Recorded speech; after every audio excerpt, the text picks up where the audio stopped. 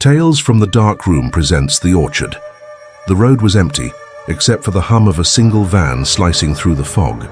5 strangers sat inside, brought together by a carpool app that promised cheap rides and faster travel through rural Pennsylvania. They didn't know each other, and after 3 hours on the same road, they barely spoke. Lena, a medical student, sat by the window, staring at her reflection. She was pale, her fingers clenched tight around a pendant that used to belong to her mother. Across from her sat Marcus, a loud YouTuber who filmed everything, narrating to his camera about ghost roads and urban legends. Ellen, the driver, tried to stay focused on the endless grey highway. Diego hummed softly to himself, strumming invisible chords on his knee. And in the back corner sat Sylvia, an elderly woman who hadn't said a word since they left the city. The fog thickened until it swallowed the world. Then, a flash of movement. A deer. Ellen slammed the brakes, the tires screamed, the van skidded, then crashed hard into a tree. When they opened their eyes, everything was quiet. The airbags were deflated, the road behind them gone. No cars, no signs, only a dirt path stretching into a forest of apple trees. Marcus was the first to get out. "Hey, maybe there's a house nearby," he said, holding up his camera. "This could make a killer video." The others followed reluctantly. The air was sweet, thick with the scent of overripe apples. Every tree looked the same, tall, twisted, heavy with fruit that dripped sticky juice onto the earth. At the end of the path they found a farmhouse. It stood alone, grey wood rotting, windows dark, but inside it looked lived in. A dining table was set for 5. The plates gleamed, candles burned slowly. And above the fireplace hung a painting, a family of 5, faces smeared into blank patches of color. Lena whispered, "This doesn't make sense." Sylvia, the old woman, finally spoke. "It never does the first time you come back." They all turned to her. She didn't explain.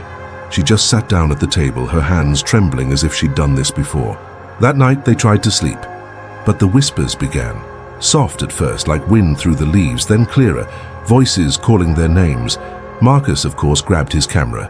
He stepped outside, the flashlight beam slicing through fog. The orchard seemed to breathe. Apples hung low, swaying gently, though the air was still. Then one of them burst open. Thick red sap oozed down the bark, glistening like blood. The trees began to shiver, whisper, murmur. "Marcus." He ran back inside, terrified, but the footage he captured showed something else. 5 shadows walking among the trees, each shaped exactly like them.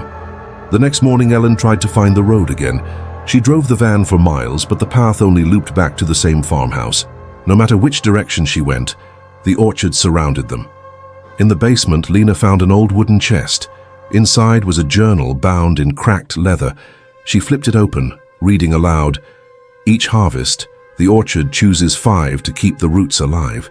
The chosen shall join the soil, and their sins will feed the trees." Her voice trembled. "It's some kind of ritual," she said. "A sacrifice." Sylvia stood behind her, eyes glistening. "You shouldn't have come here," she whispered. "The orchard remembers, it never forgets." That night, Diego vanished. They found his shoes by the front door, covered in mud and apple seeds.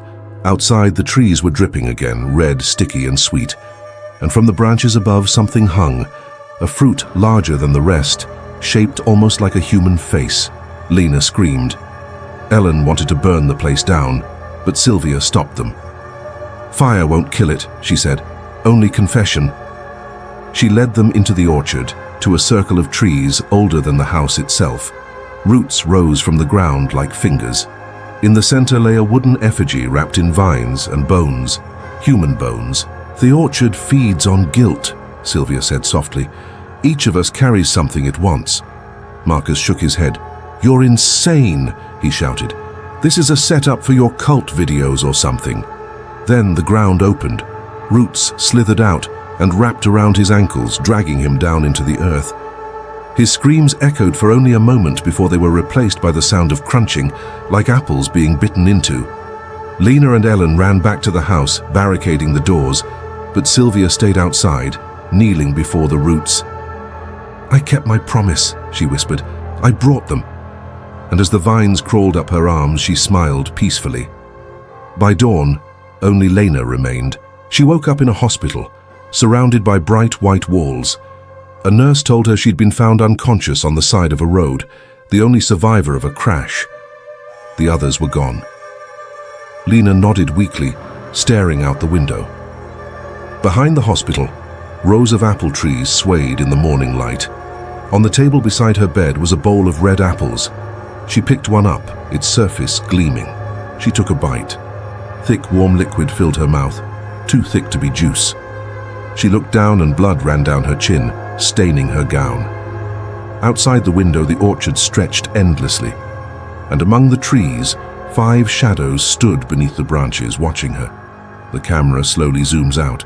The whisper returns, a rustle, a name. Lena. Outro, narrator voice. If you like this tale, don't wander too far, because the orchard never lets go. You've been watching Tales from the Dark Room.